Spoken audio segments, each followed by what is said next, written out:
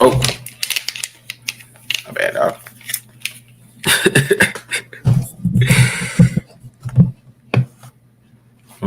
Can you hear me? What's going on, man? How you doing? How you doing?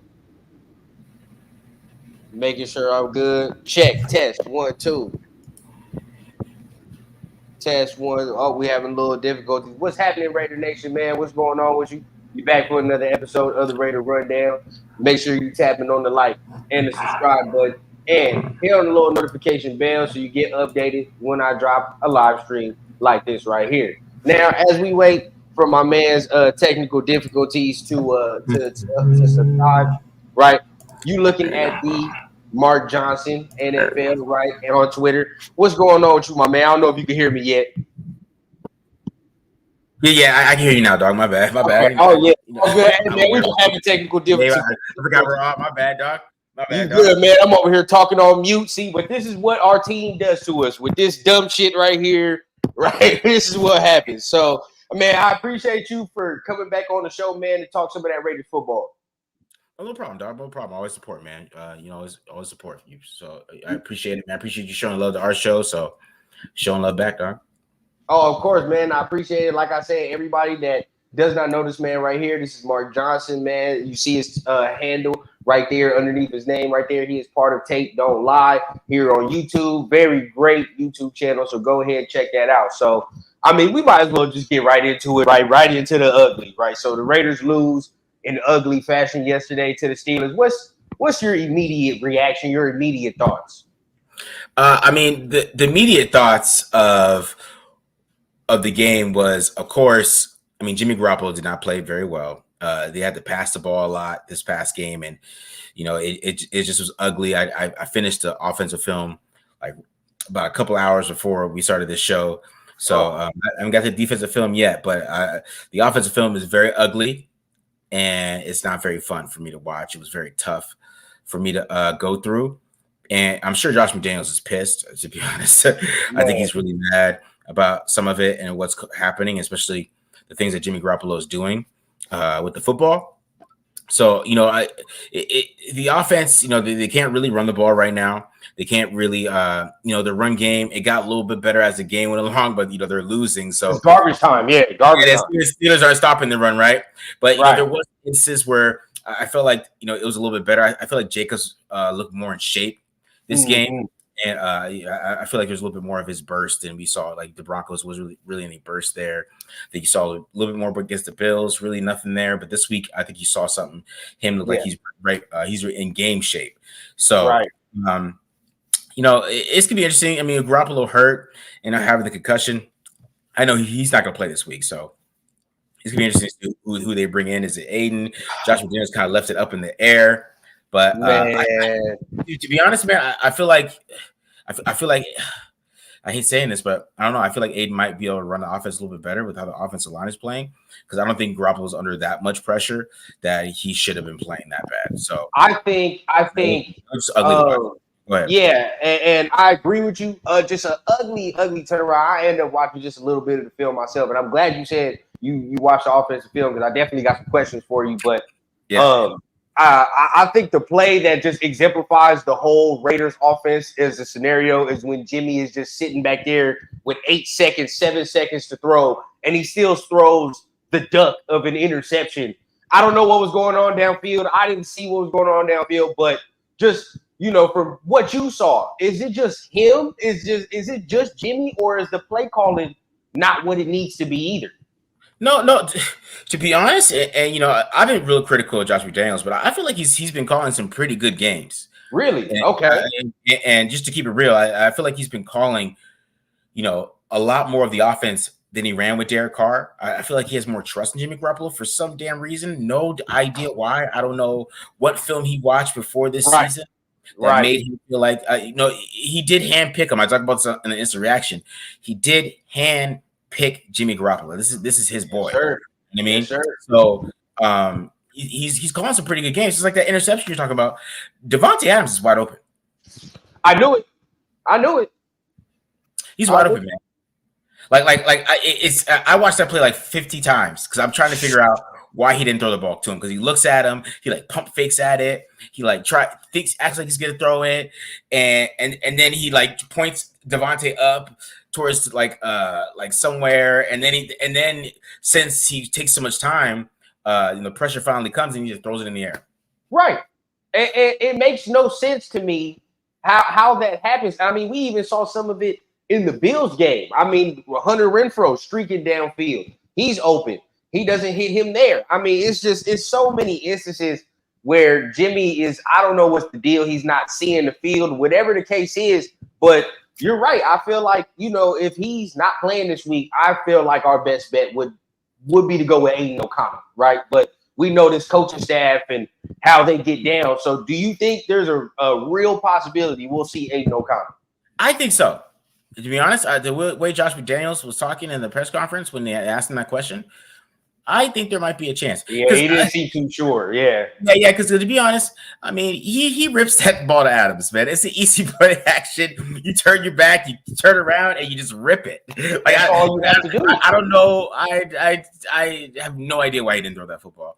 But instead, he threw it into like double coverage. Like, I don't know what he expected Myers to do. A fluff ball down the field. Yeah, I don't understand. It makes no sense.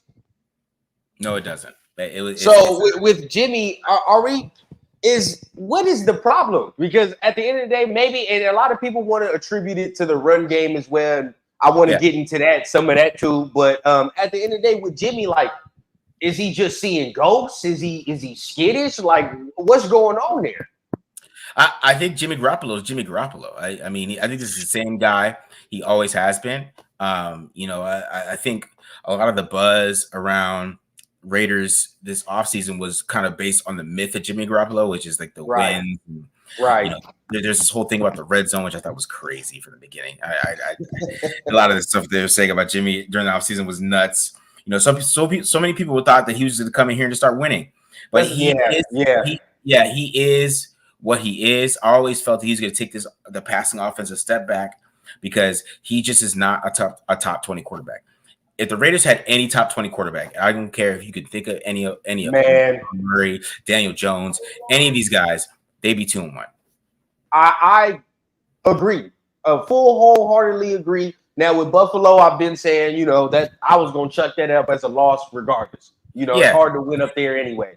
But to lose in this fashion to this type of team is concerning.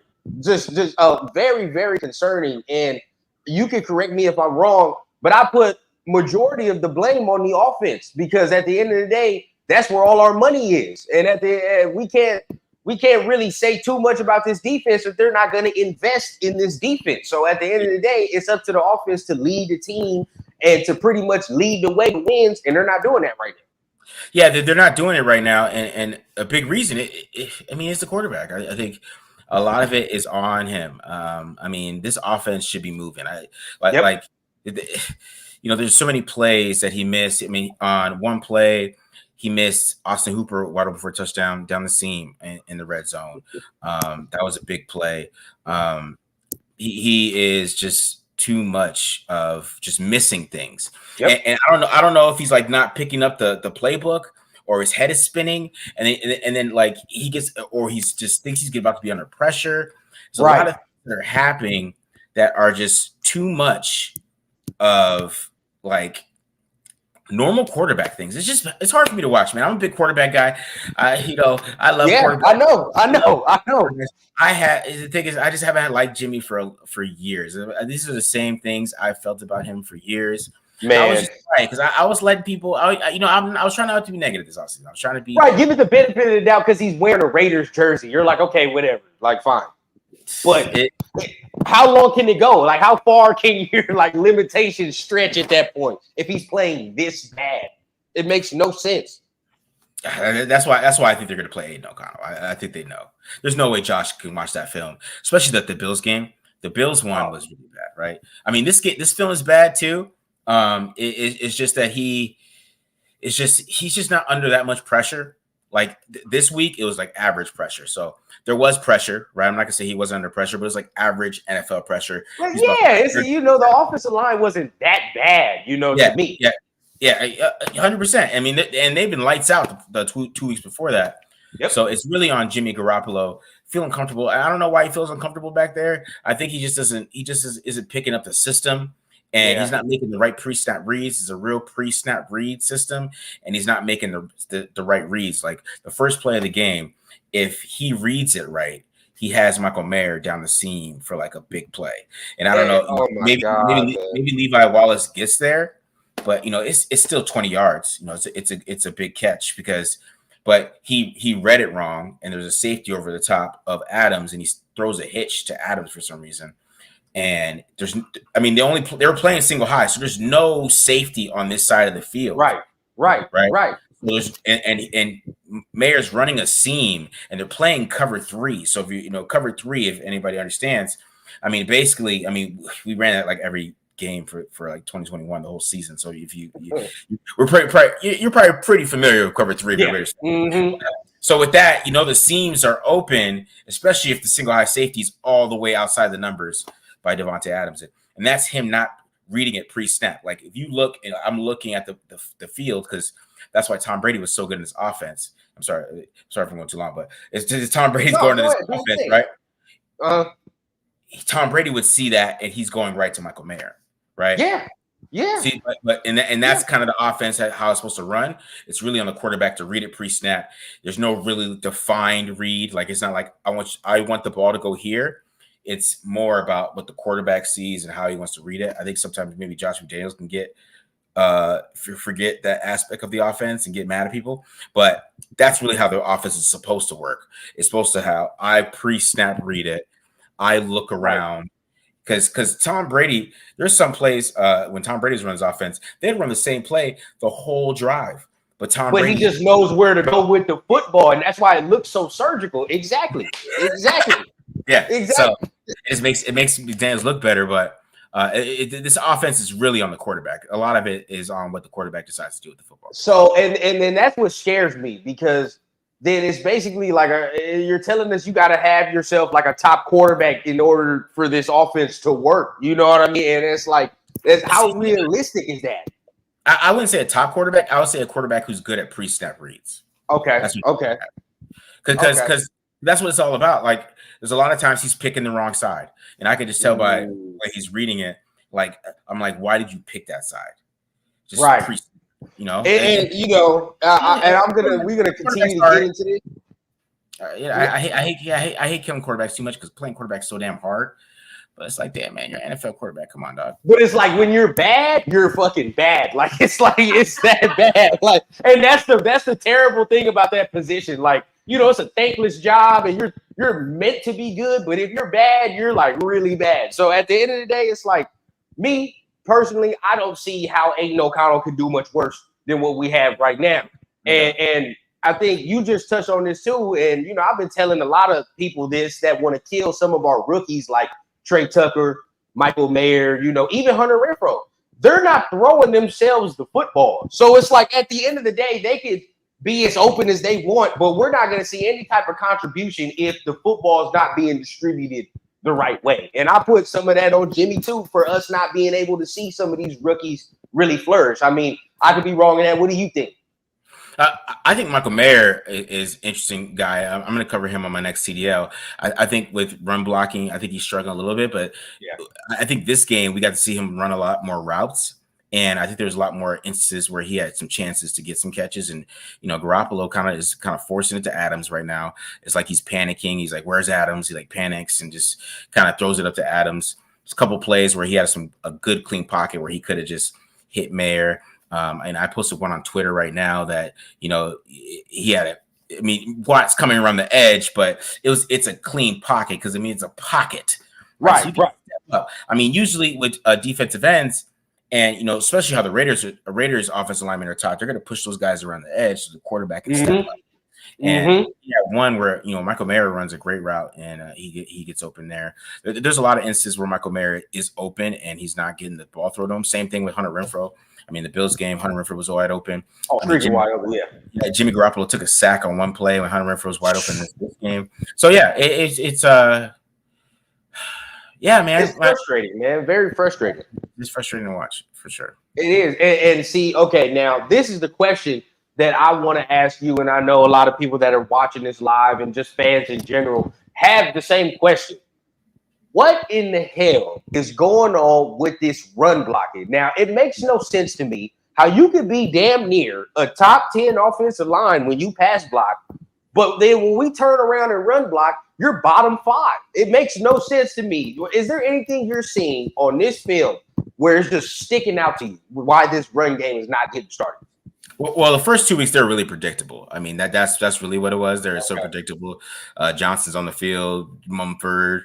They're not passing. They're not doing anything like that. So the first 2 weeks they're as predictable as hell. I think this last game. I mean, the Steelers really did come and stop the run, but I think McDaniels is really trying to get. He really tried to get creative.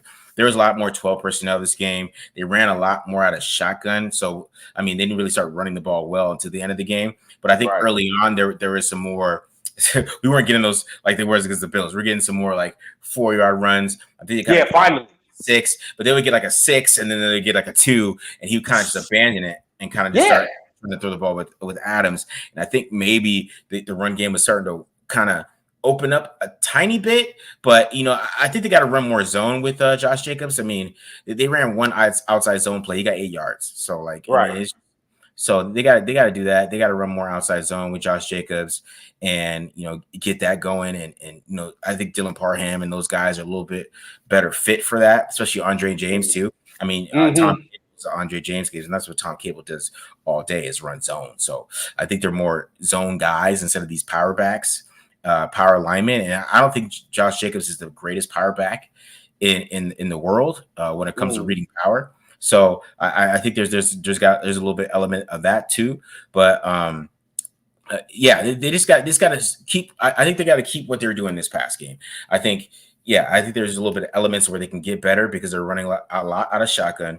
They did a lot of 12 personnel this game, a lot of 11 personnel runs, and they kept Mumford off the field. And Johnson really didn't play this game, so I think that was kind of something that they're trying to work on, trying to figure out how they can get less predictable. But it's just overall, they're just not good overall. Like, I mean, Parham is kind of struggling. Andre James has some kind of tell where everybody just does a swim move on him. I've seen the same swim move for 2 weeks. So got him again yesterday. Just every time we go against, I feel like these big bullish type of D tackles, he struggles. Like I feel like that's his like kryptonite. Every time we go against a team with a big bullish D tackle, you're like, okay, yeah, it's about to be a long night for Andre James. Yes.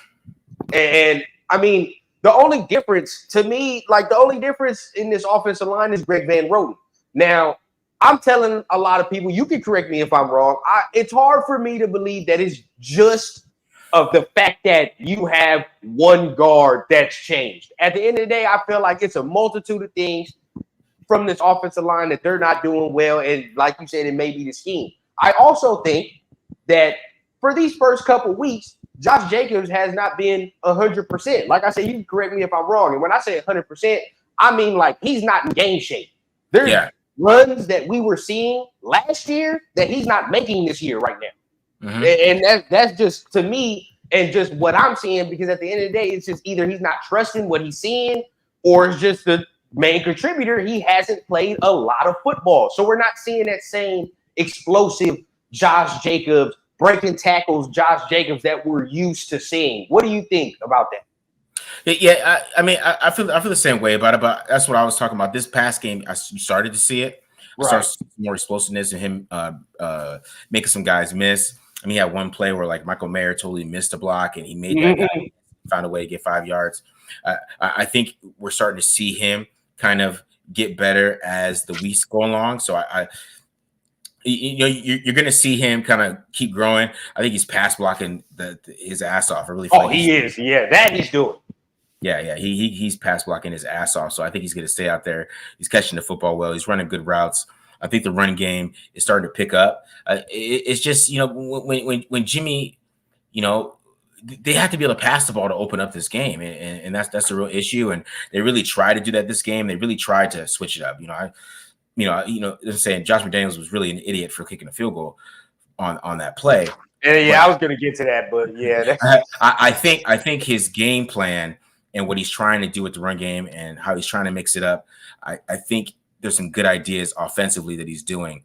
But man, he picked the quarterback, so it's his fault, in my opinion. That's the thing, and he has a chance, which is the craziest thing to even think about.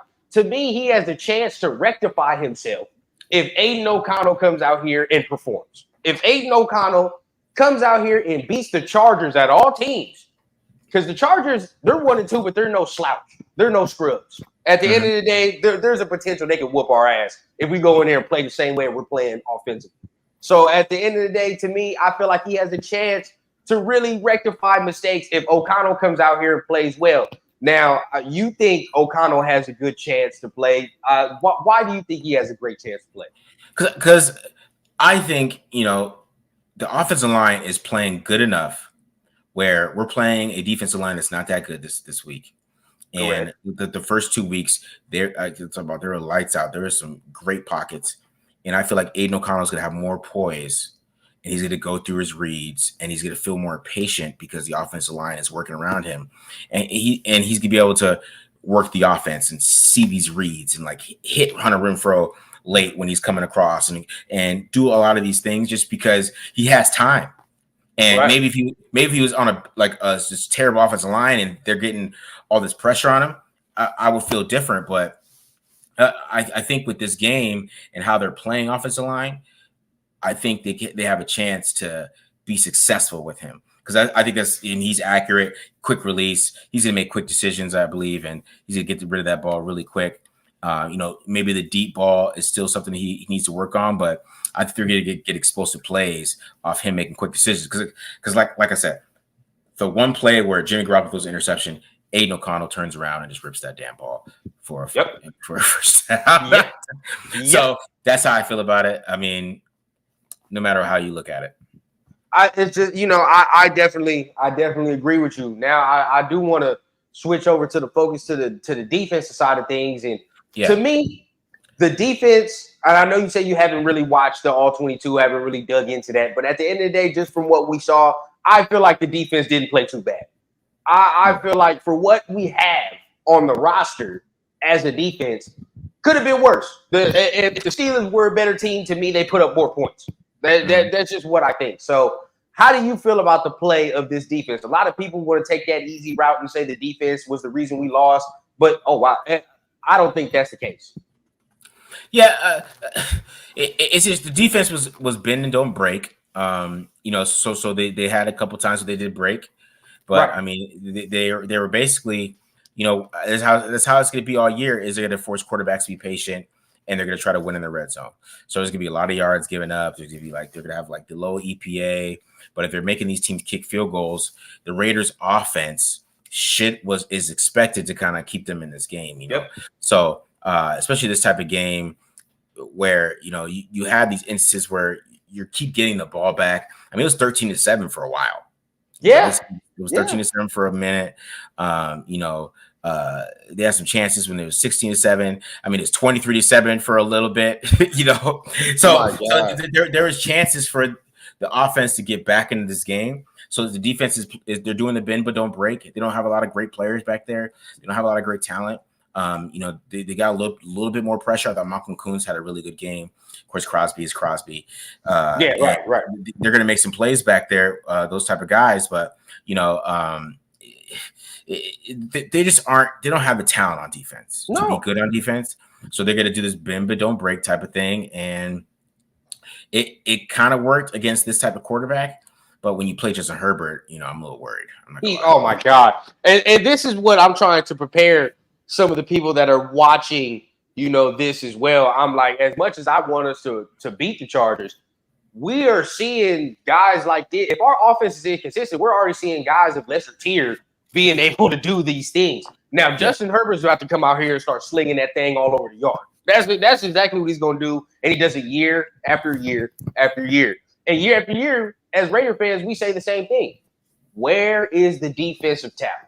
That is just number one. And I mean, I want to get your thoughts on this, but I'm just saying, how much can we really expect from a defense that you don't spend money on? At the end of the day, how much can you expect? it all to me it all goes back to Jimmy Garoppolo because he got injured. Yeah, the injury, and they had to put all his money into the cap. So he's a $23 million cap hit the whole offseason. So it really hurt how they built this football team. So, that's why they're paying Jerry Tillery all this money and, all these guys and that aren't just good players. Bilal Nichols, he's not really a good player. I'm not a big Tillery fan. John Jenkins, he had a pretty good game against the run. Okay. I give him that. But Byron Young is not getting any pressure inside. I mean, we're killing Tyree Wilson, who was hurt. He's coming off Liz Frank. He's not ready. Yeah, he's just not ready. You can tell he's not ready. They passed in some defense tackles, and they took Byron Young. So Byron Young, he's not to really do anything. He's getting some playing time. So I mean, it's gonna be. I don't know if they're ever gonna have really any interior pressure this year. Nesta keeps being inactive. Maybe they activate Nesta a little later on here and see what he can do. But I always thought it was interesting how they traded Neil Farrell, and we kind of didn't have this rotation that they like. They don't have a good rotation on the defensive line because Max plays way too many snaps. The reason why you see TJ Watt just teeing off on people because he plays like 50 snaps a game while Max is playing 80. So it's a big deal with that. They don't have a good rotation there. I think defensive line they played better this game, but it's an issue. It's an issue. To me, it's the main issue of the defense. I feel like the defense would look better if we had a better defensive line. Now, I mean, because to me personally, Spillane's okay. He's okay. He's hit or miss to me. Divine Diablo is playing better than what I thought he was going to play. So at the end of the day, he's kind of surprised me. I really, really like the signing of Marcus Epps. I really like Marcus Epps. I feel like he was a good signing. Marcus Peters, whatever. Jacorian Bennett is a little hit or miss too, but he's a rookie. He makes rookie mistakes. So I feel like there's talent and there's promise back there. But just year after year, the same thing happens. This defensive line just ain't where it need to be, and everything else gets exposed. Yeah, I mean that's just really what's happening. This defensive line is not getting any pressure. They're not getting enough pressure on these guys. Like I said, this is the most pressure they got, and that's why they probably need to play Malcolm Kuntz a lot more. I haven't seen this tape, but it looks like that he was, he got 4 pressures. There's really more than going into this game. The highest was 2 for everybody else. My God, that is so he got 4 this past game according to PFF. So. He got a QB hit. Max is doing his thing. So I think Kuntz has got to play a little bit more, and maybe just make him the starter at this point, besides Tyree Wilson and kind of let Tyree Wilson kind of just get in a rotation. Maybe move Tyree inside a little bit. Maybe try to do that. That's what I was thinking. That's what I've been thinking. So, but we'll see. They've been trying. See, I've been watching the film, man. The Raiders are trying to win. I don't want if there's any fans watching, they're trying. These guys are not. They're not trying to rebuild right now because I can just tell by the play calls that McDaniels is making. Graham. I haven't gotten to the film, but Graham moving Max Crosby around and having him come play linebacker like he's Myles Garrett. They're trying to win. You just don't do those things if you're not trying to win, right? Man. Right. So they are trying. This is not a rebuild. This is an accident rebuild. Let's say that. And you said, and this is the thing. This is the thing. It was gonna really make me mad. Not even make me mad, but you said something in one of your shows on Tape Don't Lie that really stuck with me. Right. And to me, I really feel this way. If the Raiders do not win more games than they did last year, and we're in a position to grab one of those quarterbacks next year, say if it is Caleb Williams, it can't be Josh McDaniels who is grooming Caleb Williams. Caleb Williams would drive Josh McDaniels wild. I think you said that one time on Tape Don't Lie. I think him and his improvisation would just drive Josh McDaniels up a fucking wall because he's going to do what he wants to do regardless. I think it has to be somebody else if we do that. See, okay, I'll talk about this a little bit. So with Josh McDaniels in this offense, I really feel like you have to pick a quarterback and let him get to year 2. And we are, in year 2 of Josh McDaniels, and we're at a quarterback who's in year 1. Because that's what Jimmy Garoppolo looks like. He looks like he's in year 1 offense. I think Carr handled it a lot better early on than Garoppolo is handling it right now. But I feel like we need a quarterback to get to year 2. That's why I was like, if they're going to play somebody, they need to play Aiden O'Connell, because if Aiden O'Connell is something, then we get to year 2, right? And then year 2, he's playing a lot better in this system, because the system is tough, and it's tough on quarterbacks to really get it down. And you really need to go into year 2 of it to really have a grasp. And because the receivers this year look a whole lot better than they did last year. Yeah, they're hitting the spots, they're running the routes right, because all the receivers are in the second year, but the quarterback's not. So the quarterback is his head's anywhere, right? And I see that comment, City would have been better, which I agree with. I mean, because one, City throws downfield, so I would have liked to see that.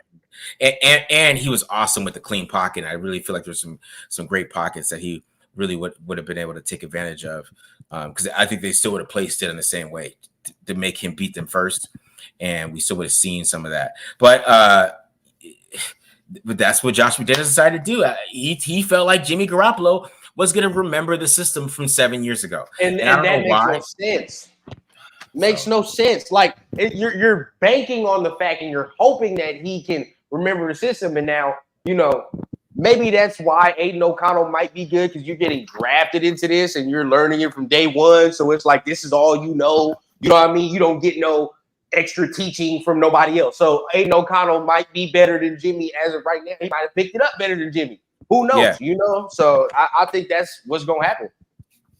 Yeah, I don't know. Hopefully they don't play Hoyer, but they might. And who knows? Hoyer might look better. Man, I said this yesterday and I was just ranting, but it's like I kind of believe this. I'm like, bro, if you trot out Brian Hoyer out there, you like, it's a spit in all our face. Like, bro, who cares? Like, he's just like, I'm a genius. I'm a guru. I don't give a fuck about what y'all say. All right, I'm going to put Brian Hoyer out there. Now, and I see this guy, Sinister Titan, asking, why are we using Renfro? That's Jimmy's question to answer. That's not, to be honest, it is. That's not Josh McDaniels' question to answer. It's on Jimmy. McDaniels is trying so hard to cover for Jimmy this week, but I don't know. I really feel he's trying, and I can see it in the podium. He's trying not to say anything, but little sneak disses and shit are coming out in this press conference. So you can kind of hear it through his voice. He's not feeling what's going on right now. But we say all that, and we got to end this live stream with talking about the decision. All right, we got to talk about the infamous decision of Josh McDaniels. Now, to be honest, when he kicked the field goal the first time, before the whole thing, I understood kicking the field goal before, the flag comes in and you redo it. Because I'm like, all right, there's still more time for us to do it. And I know his thought process is you kick the field goal, defense gets a stop, and then the offense comes back out and wins the game. But what did you think about the initial decision that he did? That he is in over his head if he thinks that that's how he's going to win into today's NFL. You're just not going to win that way in today's NFL. That's all. You're just not going to win. Like there's too much for the offense advantages for you to think you're going to get a stop. Like you can't hit guys over the middle anymore. Like, guys come over the middle, you can't hit them. There's no bang eight. You don't call it a bang eight anymore because nobody gets banged. So there's nobody pause. I don't say that. But anyway, but like I said, like there's no plays like that. There's no like this menacing defense. There's no like this fear. There's no like you just have to play offense. Right. And you're asking them to go 2 drives. Bang, bang, bang, go down the field. You don't know how long you would have had to drive the field on the second time to get the touchdown if the defense would have stopped them. And there's no guarantee, So at the end of the day, you got to take what's there and take those points. When I first saw it, I'm like, okay, he's trying. He outthought himself to me. To me, he got too smart for his own good there. Yeah. No, no, I don't even say he got too smart there. I think that he just has an old school football mentality. Because 2 possessions, right? That's what he's thinking. I'm going to need 2 possessions anyways, right? Just that thought process and just what him saying that tells me that that's an old school football mentality. Because in 1995, that's 2 possessions. But no, in modern NFL football, you have to score a touchdown there because it doesn't matter I'm telling you, man, the best defense that we've seen recently, right, is the Seahawks, right? 2013 Seahawks, 2014 Seahawks, that deal. They went up against Tom Brady. Tom Brady almost threw 400 yards on him. This is the NFL. This is modern football. The rules just aren't fit for you, right? So you have to play offense. You are not wrong. Now, I'm not saying not playing defense. I'm not saying that. It's just you can't do the whole "I trust my defense" thing because the rules. It's not the same. Yeah, I mean, you put any type of offense out there with a good quarterback, he's gonna go out there and say thank you, and then that's it. That's the end of the game. You know what I mean? That's the end of the game. So I mean, I completely agree. Real quick, my dad wanted me to say what's up to you, man. This my pops right here. He put me on to y'all, so he watch y'all all the time, man. For real. What's up, Brad? He watch y'all all the time, but definitely, man. Like it's. Who knows what's going to happen? But as for the future, I mean, we're saying all this, and the crazy part is we're still in the first quarter of first little 4 games of the season. So there's so much season to be had, and that's the scary, but the optimistic part at the same time. So what is your final thoughts on what could happen as the season progresses? It all depends on what they do passing the football, man. That is really the biggest problem. I mean, if they can't pass the football, they're not going to score a lot of points. And this is the way the NFL is. I mean, even if you think about how the NFL has grown, the reason why they have opened up the game for the passing game is to score more points. So if you can't pass, you're going to be in trouble unless you have a running game that is just terrific, like the Browns running game that they had a couple years before Chubb got hurt. Those type of things. And then you don't have to worry about passing as much. But you got to pass. They got to do more play action. They didn't play action enough, even though when they did play action, I mean, he's like I said, the interception he threw to Myers. I mean, that's a hand the ball off, turn around, look and throw. Like it's a dart, you just throw it. So I don't know, so it's bad. It's gonna be hard for them to win with Jimmy Garoppolo at quarterback, and I always thought that it's just because he got masked by a coordinator who is really great at adapting to the quarterback he has, he's gonna do that. And McDaniels is not like that. He's throwing outside the numbers. He's got this guy throwing deep. Shanahan wouldn't even do that. No, he wouldn't dare. He ruined his whole game. Dare. That's why Shanahan don't like him, because he couldn't throw outside the numbers. Yeah, there you go. It makes sense. I mean, it just speaks to how good Shanahan is as a play caller. You know what I mean? And you have to be able to adapt. And we're not seeing now. Maybe McDaniel's system could be good, but then that's what I'm saying. Like, it requires a certain type of quarterback and him to be comfortable. So at the end of the day, if we don't have that, we saw already for 2 straight years, 2 uncomfortable quarterbacks who are like, all right, and like you said, none of them has been in year 2 of the system. So we've only saw year 1 of Derek Carr and what we're seeing of Jimmy Garoppolo, and both is not good, like, at all. Nope. So, I mean, we'll see what happens, man. But before we get up out of here, man, like I said, I want to thank you for coming on here for the live show, talking to the people, just giving them just a little more insight on what went down yesterday. But go ahead, shout, your channel out, whatever you got going on, so the people can go ahead and follow, subscribe to you. Yeah, so make sure to follow me on Twitter at the Mark John NFL. Also, Tape Don't Lie. That's the channel. Make sure you guys follow that. Check out my breakdowns, join the memberships. Definitely putting some stuff out there. We definitely be breaking down the Chargers. We got some special guests this week for the Chargers. So check that out. Also, if you like quarterbacks, check out my quarterback podcast, A Little Pocket Awareness. I go over quarterbacks, do some quarterback breakdowns, talk about those guys, and we just talk a lot of shit on that one. So if you like guys talk shit about football and talk shit about quarterbacks, then check that one out too. And then yeah, that's what we got. You're probably gonna have a lot of shit to talk about this week, guaranteed. Guaranteed. But like I said, man, this is another episode of the Raider Rundown. Appreciate my brother Marcus Johnson for pulling up right here in the building, man. Make sure you guys are tapping on the like, tapping on the subscribe button, hit on the little notification bell, right? Tap on his subscribe button as well. I keep it authentic from the clouds to the ground. on the regular rundown. I need a bad bitch with an accent, serving in peace, still taxing. Just got tapped for the young cash app, moonwalking like a young Mike Jackson. Yeah, shots to the head, ride clean and still fuck feds. Realest nigga and it's on my kids, so who the fuck gon' wanna test me, bitch?